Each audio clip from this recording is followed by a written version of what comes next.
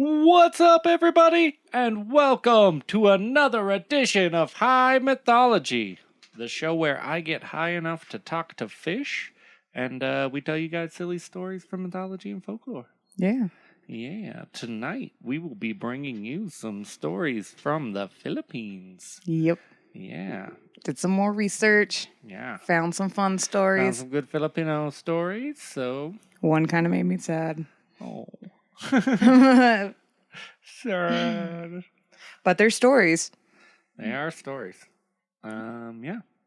So I guess without further ado, Kimbo, go ahead and take it away. Thank you. The first one is called Aponibolin Nayan and the Sun. I'm just going to call the woman Aponi, though, because it's a very long name. It's a very long name. So I apologize. I give you kudos for your pronunciation. I probably even got that wrong. I know. So, you know what I mean? I was like... A pony bone of the... Pony... Aponibolin Nayan. Okay. I can say if I'm really slow. Anyway.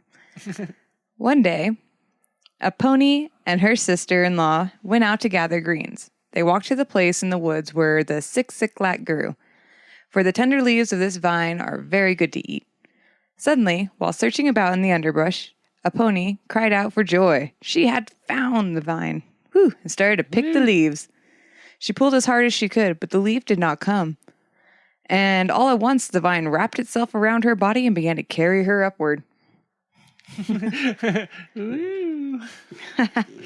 Far into the air she went, until she reached the sky. There, the vines put her down under a tree. A pony was so surprised to find herself in the sky that for a while she just sat there and looked about. Then she heard a rooster crow, and she arose to go see if she could find it. An interesting instinct. Not far from where she sat was a beautiful spring, surrounded by a tall beetle nut tree, whose tops were of pure gold. Golden beetle nuts. Rare beads were the sands of the spring, and in place where a woman would set their jar. What? just laughing at the beetle nuts. The place where women sat their jars when they came to gather water was a large golden plate. As the pony stood admiring the beauties of the spring, she beheld a small house nearby, and filled herself with fear, lest the owner should find her there. She looked about for some means of escape, and finally climbed to the top of the beetle nut tree to hide. I'm gonna go hide in this tree. I'm gonna hide in these beetle nuts. Now, the owner of this house was Inianit, the sun, but he was never at home, especially in the daylight, for it was his duty to shine in the sky and give light to all the world. Jobs. I know, right? We all got them. He's got a day job. Shit, me too. You're the only one that works night in his house. Yeah. Good point. At the close of the day, when the big star took his place in the sky to shine through the night, Inianit returned to his house. But early the next morning, he was always off again. From her place on the top of the beetle nut tree, a pony saw the sun when he came home at evening time, and again the next morning she saw him leave. When she was sure that he was out of sight, she climbed down and entered his dwelling. Oh, that's just not cool. I know, right? Yeah. That's called robbery. For she was super hungry. Oh, yeah. So she cooked some rice, and into a pot of boiling water she dropped a stick, which immediately became a fish, so that she had all that she wished to eat. Sticks. I didn't even think about that. She dropped some fish sticks in. When she was no longer hungry, she lay down on the bed to sleep. Getting all Goldilocks up in this motherfucker. Late in the afternoon, Inianit returned from his work and went to fish in the river near his house. And he had caught a big-ass fish. Oh, boy. Oh, boy. While he sat on the riverbank cleaning his catch, he happened to look up towards his house and was startled to see that it appeared to be on fire. So he hurried home, but when he reached his house, he saw that it was not burning at all. So he went inside. On his bed, he beheld what looked like a flame of fire, but upon getting closer, he found that it was a beautiful woman fast asleep. Oh. Mm-hmm. But she was on fire. And he and it stood for some time wondering what he should do. And then he decided to cook some food and invite the lovely creature to eat with him. He put some rice over the fire to boil, cut the fish that he had caught into little pieces, and the noise of all of this awoke a pony, and she slipped out of the house and back to the top of the beetle nut tree. She's like, oh shit. Oh shit. I'm out. Peace. Deuces. The son did not see her leave, and when the food was prepared, he called to her, but the bed was empty, and he had to eat alone. Where are you on this? There you go. Get all that fucking food and that bitch is gone. Oh, I have to eat alone. It's just like every other night. Very nice. That night, Innie and It could not sleep well, for all the time he wondered who the beautiful woman could be. The next morning, he rose as usual and set forth to shine in the sky, for that was his job. That's his job. He's a working man. That day, a pony stole into the house of the sun again and cooked some food. When she returned to the beetle nut tree, she had left some rice and fish ready for the sun when he came home. Late in the afternoon, Innie and It went into his home. When he discovered a pot of hot rice and a fish over the fire, he was greatly troubled. For after he had eaten, he walked for a long time in the fresh air and said to himself, "Perhaps it is done by the lovely woman who looks like a flame of fire. If she comes again, I will try to catch her." Hee. The The next day, the sun shone in the sky as before, and when the afternoon grew late, he called to the big star to hurry to take his place, for he was impatient to reach home. As he drew near the house, he saw that it again looked as if it were on fire. Oh no. So he crept quietly up the ladder, and when he reached the top, he sprang in and shut the door behind him. Aha. Now try to get out. A pony was cooking the rice over the fire, and she was surprised and angry that she had been caught. But you can't be angry. You broke into his house. Exactly. Fuck, he caught me. I was just about to pawn the TV. But the son gave her a beetle nut that was covered in gold, and they ate together and told each other their names. And as they ate together, they talked and became acquainted. After some time, a pony and the son were married. Marriage. And every morning the sun went to shine in the sky. Upon his return, at night, he found his supper ready for him. He began to be troubled to know where the food had come from, for although he brought home a big juicy fish every night, a pony always refused to cook it. Aw. Nah, bitch, I ain't cooking that shit. It's fresh. Yeah. I don't like fresh fish. I only eat frozen fish sticks. One night, he watched her prepare their meal and saw that instead of using the nice fish he had brought, she used a stick and dropped it into the pot of boiling water. Innie and It asked in surprise, "Why do you cook a stick?" To which his wife replies, "So that we have fish to go with our rice." And so Innie and It says, "If you cook that stick for a month, it will still not be soft. Take the fish I caught in the net. It's way better." But a pony only laughed at him, and when they were ready to eat, she took off the cover of the pot, and there was plenty of nice soft fish. Every night, a pony cooked the stick, and Innie and It became greatly troubled, for although he saw that the stick was always supplying them with fish, the stick never grew smaller.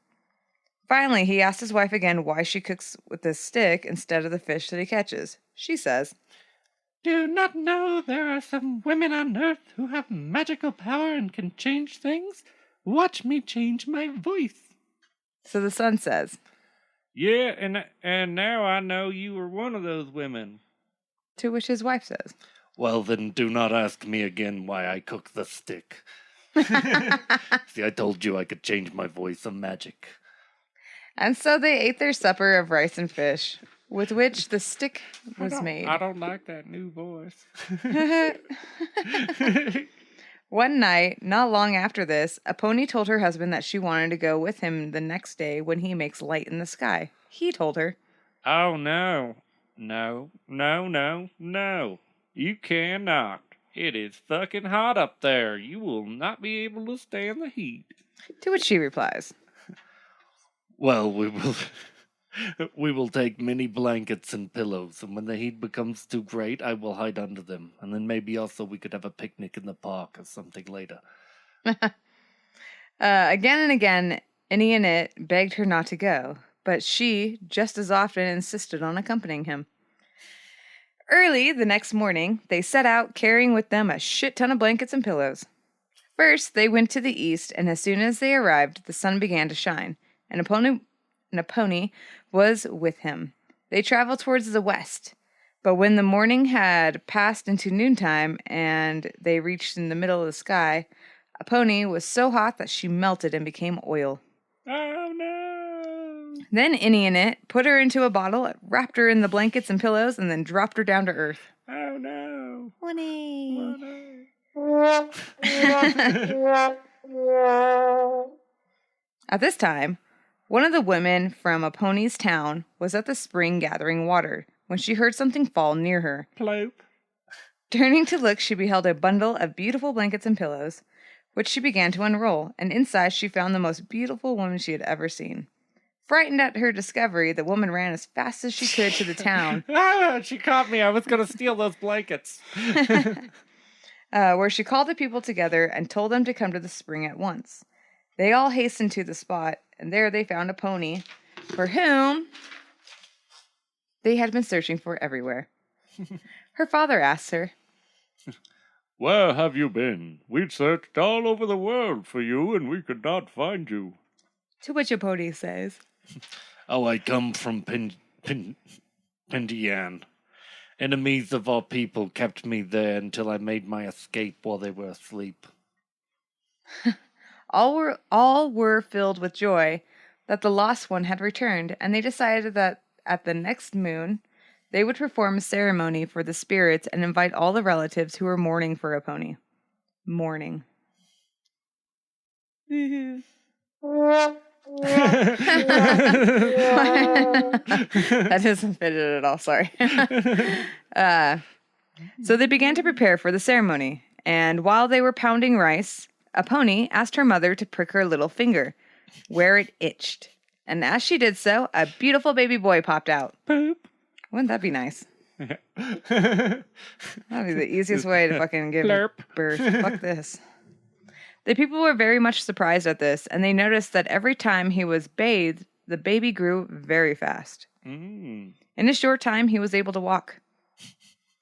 Then, they were anxious to know who the father was, but a pony would not tell them. So the people decided to invite everyone in the world to the ceremony, so that they might discover who he was. They sent for the Beetle Nuts. Yeah, grab yourself a big old handful of beetle nuts.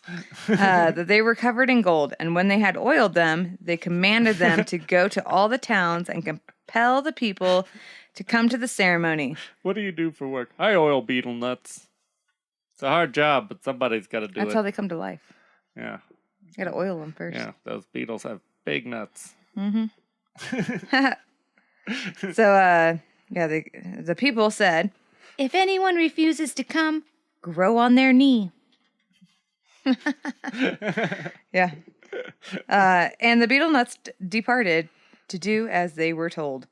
As the guests began to arrive, the people watched carefully for the one who might be the husband, because they just assume she's married, of a pony. But none appeared to be him, and they were greatly troubled. I don't know why they were troubled. It's so troubling. We need to know. We feed on this drama. Who's the father? Maury, tell us. Finally, they went to the old woman, Alokoten. Alokoten. What's her name? Old woman Alokoten, who was able to talk with the spirits and begged her to find out what town had not been visited by the Beetle Nuts, which had been sent to invite the people after all. After she had consulted with the spirits, the old woman said, "You have invited all of the people except Inuit, who lives up above. Now you must send a Beetle Nut to summon him, and it may be that he is the husband of a pony polygyny." For the 6 vine carried her up when she went to gather greens. Old woman knows all. Apparently. So the betel nut was commanded to summon an in it. And the betel nut went up to the sun, who just happened to be home at that time, and said, "Oh, good evening, son. I have come to summon you to a ceremony which the father and mother of Babylonian are making for the spirits. A honey pudding. If you do not wish to go, then I will grow at your head."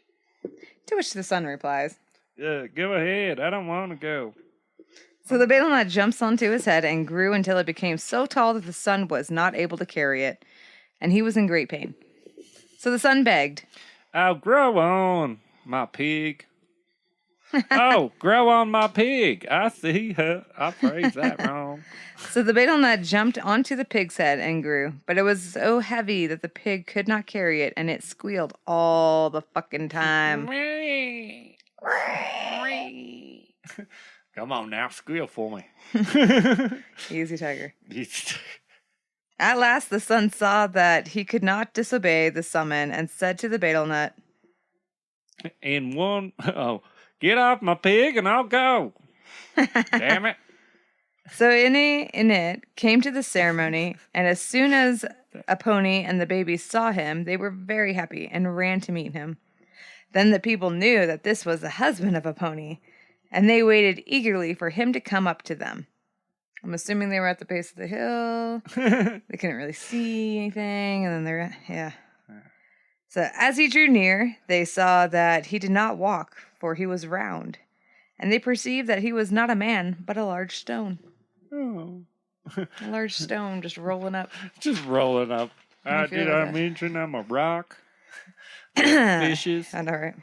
It turns out it wasn't a stone. It was Dwayne the Rock Johnson.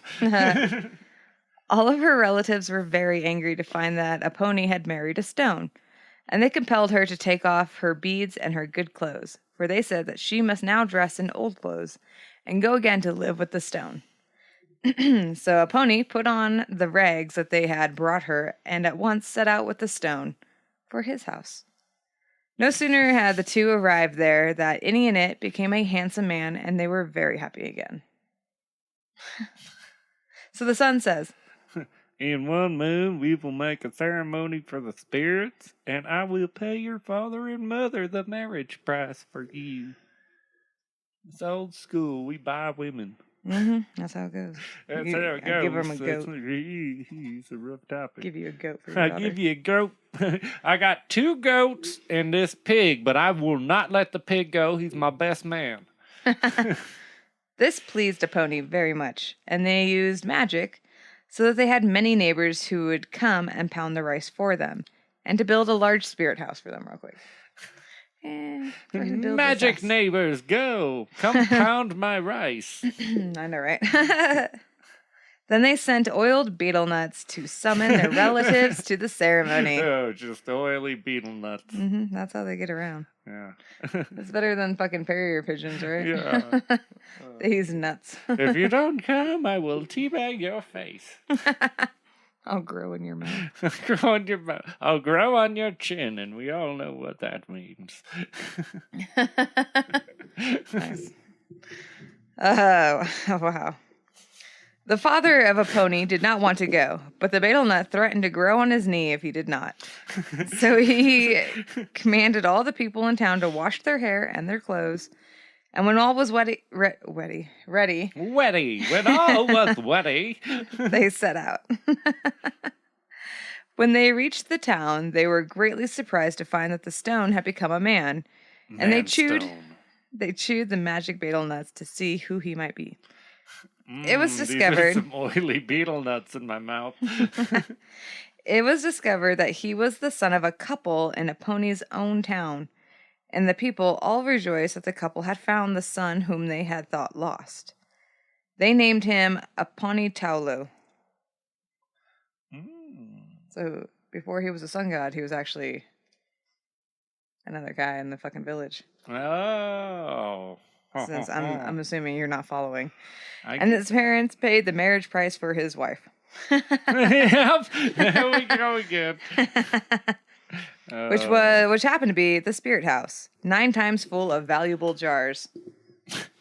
I want the spirit house, but I also want all your jars. Not my salsa. Damn it, my salsa. After that, everyone danced and made merry for one moon. And when the people departed for their homes, Inuit and his wife went with them to live on Earth. Oh. The end. The end. What a happy ending. Yeah. We're going to go live back on Earth. Yeah. Then there's the sequel where it's called 10,000 Years of Darkness. The sun quit his job. I'm sure they found someone else for it. Yeah. That's the way they do it, you know? It is true. Yeah. All right. They found someone younger that they could pay less. Mm-hmm. Okay, so our next story is going to be why dogs wag their tails. Something we've always all been curious about for sure. I'm kind of sad about this one. Oh, I know. I can't help it. We can't. I can't help it. Yeah, I mean, it's nothing, but they don't kill John Wick's dog, they don't kill do it. They don't kill it. Nothing dies. Okay. Okay. It's just sad to me. Nothing dies. But who wants to live forever? All right. So goes a rich man in a certain town in a certain village. No, I was kidding. Oh, you That's just fucking with you. That's just thrice times 9 times thrice. That's only Russian stories. Twice thrice. A rich man in a certain town once owned a dog and a cat, both of which were very useful to him. The dog had served his master for many years and become so old that he had lost all of his teeth and was unable to fight anymore. So apparently they use their dogs to fight still. Oh. Anyway,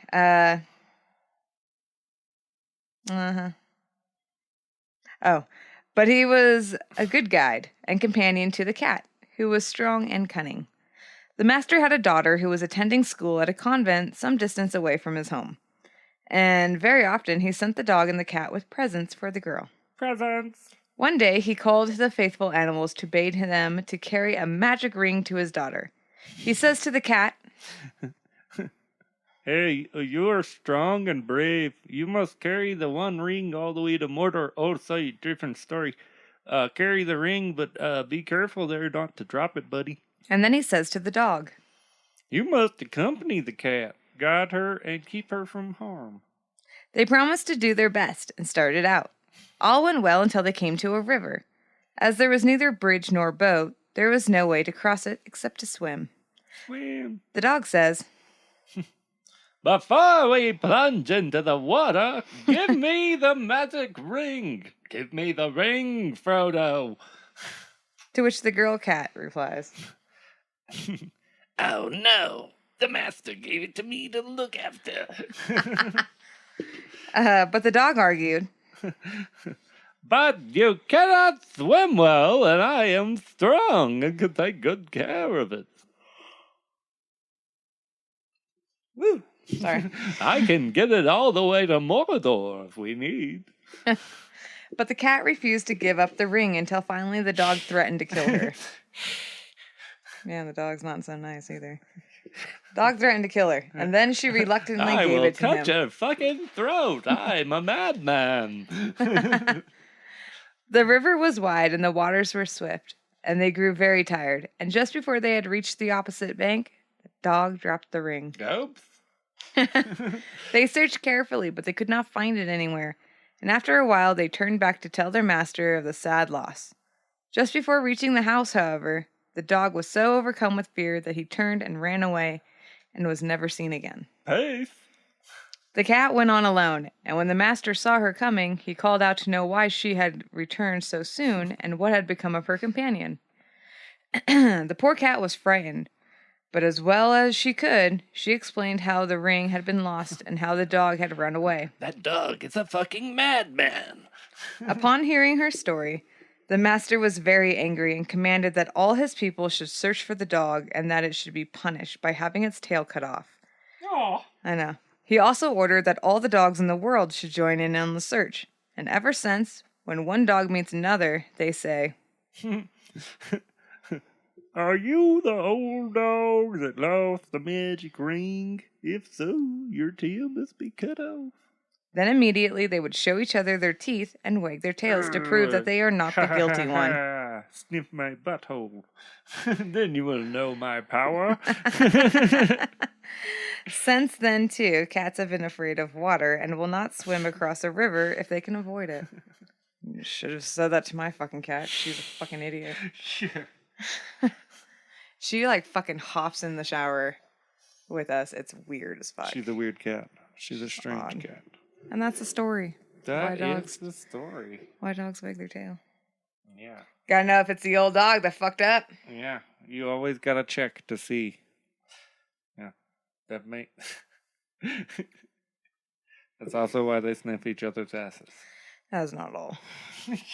I mean, none of it is, really. Let's be honest. They wag their tails when they're afraid, timid, and or just happy. Yeah. And the casual dog fighting in the mention of the beginning of that. It's like, starts off to be a peaceful story. That was a man who had a cat and a dog. Okay. The dog was old, so he couldn't dog fight anymore. Was he before? Yeah. The way you say that makes it sound like he was, but... I mean, yeah, that's what they used them for back then. Back in the day. Yeah. And we still got one more. We still got one more to the story. We got plenty of time, right? Yeah, the story of Benito. The story of Benito. Benito! Did I give you everything? You gave it I all hope so. to me. Oh, that's not even the right one. Yeah, Sorry. it all- I'm fucking retarded. Sorry. All right, last one.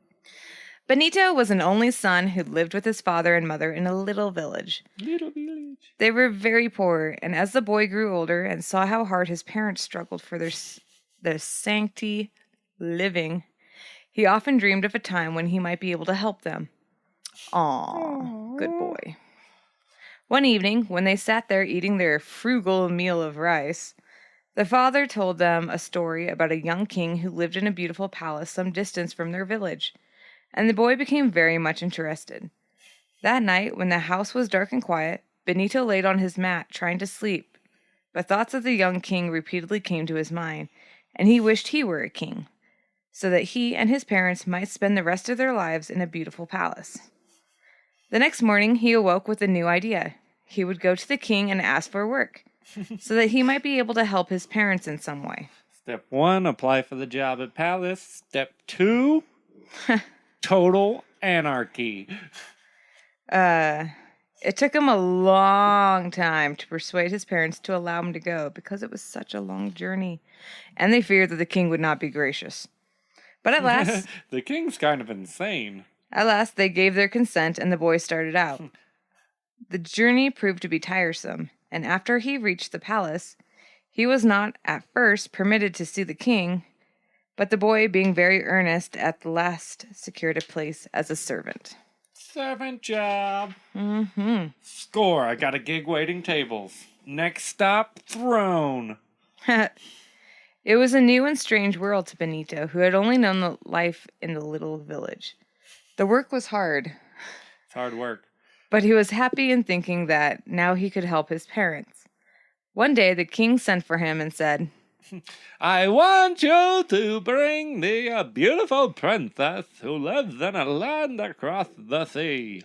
Go at once, and if you fail, you shall be punished severely. And I'm not going to give you a boat either, so good fucking luck, kid. The boy's heart sank within him, for he did not know what to do. Leave before my goose attacks you. But he answered it as bravely as possible. I will, my lord. Wow. And left the king's chamber.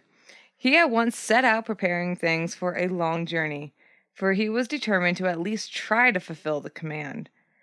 When all was ready, Benito set out, and he had not gone far before he came to a thick forest, where he saw a large bird bound tightly to strings. The bird pleaded, Oh, my friend, please free me from these bonds, and I will help you whenever you call on me. Benito quickly released the bird, and it flew away, calling back to him that its name was Sparrowhawk. My name's Sparrowhawk. See you later. Benito continued his journey till he came to the sea. Unable to find a way of crossing, he stopped and gazed sadly out over the waters, thinking of the king's threat if he failed. Suddenly he saw swimming towards him the king of fishes, who asked, Bloop, bloop. Why are you so sad? to which Benito answers, I wish to cross the sea to find the beautiful princess. So the king of fishes says, Well then, compadre, get on my back, and I will carry you across. So Benito stepped onto his back and was carried across the sea to another shore. Soon he met a strange woman who inquired what it was that he was seeking. When Benito told her, she said, The princess is kept in a castle guarded by giants. Take this magic sword, for it will instantly kill whoever gets poked by it. And then she handed him the weapon. Poke. You just have to poke him. You just have to You don't poke even have to him. fucking stab him, just poke him. It's actually just a cocktail sword. Benito was more than grateful for her kindness and went on, full of hope. As he approached the castle, he could see that it was surrounded by many giants. And as soon as they saw him, they ran out and seized him. They went unarmed because they saw that he was just a mere boy with a man's voice. Big old balls. As they approached, Benito touched those in front with a poke of his sword, and one by one they fell dead. Poke, poke, poke. Then the others ran away in panic and left the castle unguarded. Run away! Benito entered and told the princess of his errand, and she was only too glad to escape from her captivity, and she set out at once with him to the palace of the king. At the seashore, the king of fishes was waiting for them, and they had no difficulty in crossing the sea, or the journeying through the thick forest to the palace, where they were received with great rejoicing. Rejoice! After a time, the king asked the princess to become his wife. She said, I will, O king, if, and only if, you will get the ring I lost in the sea as I was crossing it. Oh my God, is she the dog? The king immediately thought of Benito and sending for him. He commanded him to find the ring which had been lost on the journey from the land of the giants. It seemed like a hopeless task to Benito, but anxious to obey his master, he started out. At the seaside, he stopped and gazed over the water until his great delight, he saw his friend, the king of fishes, swimming towards him. When he had been told of the boy's troubles, the great fish said, I will see if I can help you. and so he summons all of his subjects to him. When they came, he found one was missing, and he sent the others to search for him. They found him under a stone, so full that he could not swim. And so the larger fish took him by the tail and dragged him into the king. The king of fishes asked, Why did you not come when you were called? The poor fish replies, Bloop, bloop. I have eaten so much that I cannot swim. Bloop, bloop. Bloop.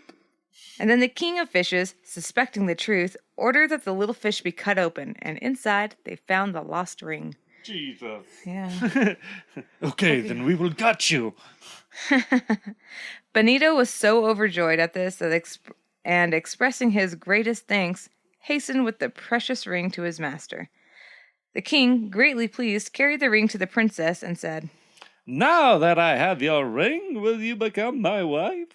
to which the princess replies, Oh, I will totally be your wife. If, and only if only you will find my earring that I lost in the forest as I was journeying with Benito. It was actually a nice forest jaunt that we went on. Wow. A nice little wood trip. Come on, bitch, just marry him. Just kidding. Just kidding. Again, the king sent for Benito, and this time he commanded him to find the earring. The boy was very weary from his long journeys, but with no complaints, he set out once more. Along the road through the thick forest, he searched carefully, but to no avail. He was tired and discouraged, so he sat down under a tree to rest. Suddenly, there appeared before him a mouse of great size. Rats of unusual size. Yeah. Sorry. And he was surprised to find that it was the king of mice. It asks, What's up, bro? Why are you so sad? to which Benito says,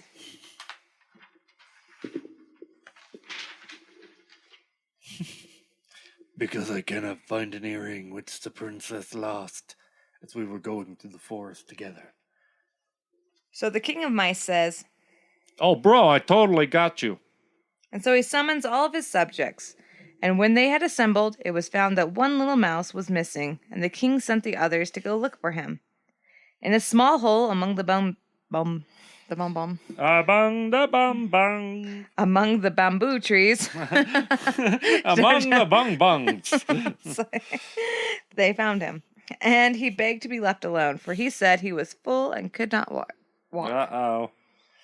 Bunch of ring-eating motherfuckers. The one ring is mine. Nevertheless, they pulled him along to their master, who, upon finding that there was something hard inside the mouse, ordered him to be cut open, and inside they found the missing earring. Wow, a lot of stomach gutting, huh? Yeah, a lot of gutting. Benito at once forgot his weariness, and after expressing his great thanks to the king of mice, hastened to the palace with the prize. The king eagerly seized the earring and presented it to the princess, again asking her to be his wife, to which she says, Give me some water from heaven and some water from the lower world, and I shall ask for nothing more. And maybe a pack of Virginia Slim cigarettes. Stop by on the way. Yeah. So. If you can get the cheapest bottle of vodka you can find, I'll take that too. The king believed that with Benito's aid that he could grant her anything, and inquired what it was that she wished for. So she said, you skipped one. Oh yeah. Oh, my king, I have one more request to make. Only granted, and I will be your wife forever. Nice. You just have to do that one thing that I previously said that I was supposed to say now. Once more, the king called for Benito and sent him on the hardest errand of all. The boy went out, not knowing which way to turn, and while he was in a deep study, his weary feet led him to the forest.